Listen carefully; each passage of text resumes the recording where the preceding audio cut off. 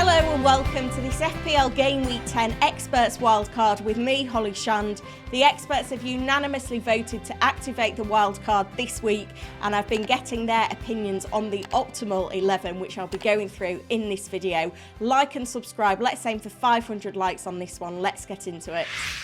Starting off with goalkeepers then, and with demands on our funds elsewhere in the squad, particularly with trying to fit in premium midfielders and forwards, the budget goalkeeper rotation of Areola and Turner proves to be popular here. 100% voting Areola into their wildcard squad, 80% going Turner, with just 10% for Flecken and Raya. So I think that rotation does look quite nice over the next few weeks, and it does obviously save those crucial funds further forward. Into the defence, and with the experts voting for a 3-5-2 formation, the three-man defence really was quite clear here. Cash 90% of the votes, as does Gabriel, who seems to have got a reprieve in FPL after a challenging start to the season, and Tsimikas in third on 80% of the vote. Pretty clear that they're the three to go for right now. Taylor, 60% of the vote, is obviously the clear standout for the budget defender slot, and then we had 30% of the vote going to Udogie and Kabore, with 20% of the vote going to Burn, Branthwaite and Trippier. So you see definitely a decrease in popularity of those Newcastle defenders now that those fixtures have turned. Into the midfield, and the clear standout picks were Salah with 100% of the vote and Saka with 90%. Interestingly, the Spurs midfielders split the vote, 50% going Son, 30% going with Maddison.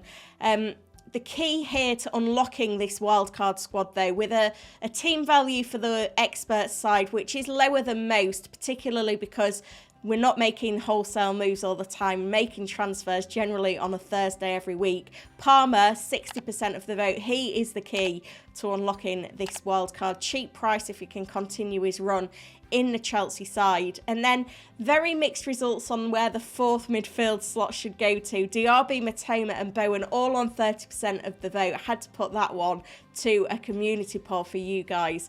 Gordon and Mbomo on 20% make up the most popular picks for the experts on wildcard this week. Moving into the forward line, and this was pretty conclusive. Surprisingly, Watkins getting 100% of the vote, actually beating Haaland, who only gets 80% of the votes.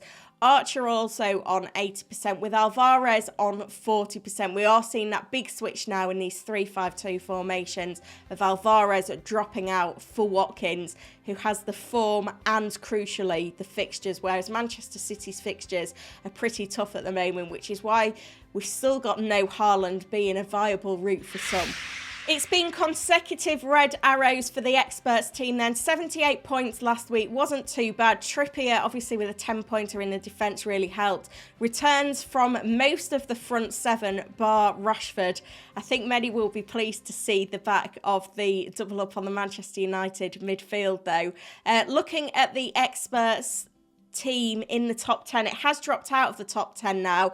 We've still got FPL Fran flying high, 605 points. He's in the top 50k as things stand. FPL Canate and Chris Tan making up the top three. And then there's some big names in the rest of the top 10. We've got Mark Southerns, FPL Mate and Harry making up the top 10. The experts team is only 11 points behind the top 10 now. These are tightly packed, so hopefully with this wildcard that can really kickstart a nice run of green arrows for the experts.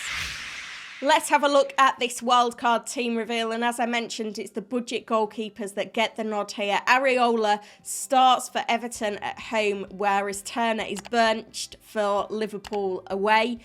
It's a 3-5-2 formation with the back three, Tsimikas, Gabriel and Cash, and really nice home games for all three of them. And they've all got some attacking threats, so that's quite exciting. We are in a situation now where it is quite an obvious 3-5-2 formation with Taylor and Kabore on the bench this week. They're there if they're needed, but hopefully we won't need them. Moving into the midfield, Salah and Saka were must-haves. Son beating Maddison with Palmer in there as well, unlocking the funds for the picks elsewhere. The fifth midfielder spot, though, did split the experts, so I did put it to the vote for you. We did mixed opinions on the votes as well from you guys. 48% going with Bowen, 31% Matoma, 21% Diaby. So it is Bowen that makes it into that final spot in the midfield. 0.3 million off Maddison, which does seem like a shame, but it does afford Haaland and Watkins up front with Archer on the bench. And this team, 9 of the players have got a home game this week. Some really nice fixtures going forward as well. So I am really excited for how this wildcard team will get on. The biggest question was on captaincy. Again, I put it to the vote from you guys. The options on the table were Haaland away at Manchester United, Watkins at home to Luton, Salah at home to Forest, and Saka at home to Sheffield United. 59% of the vote went to Salah, so he takes the armband, with 23% on Watkins taking the vice captaincy in a very strong 11. If you found this video useful, make sure to like and subscribe, and also hit the notify button. That will let you know when my live stream happens tomorrow. I've got a 6-hour charity marathon stream planned, with all proceeds from the live going to Cancer Research UK, taking you from the press conference right the way through to the deadline. The link is in the description for that one as well. I really appreciate anyone that joins me. Hopefully we can raise a decent amount of money for a really good cause. Thank you for watching.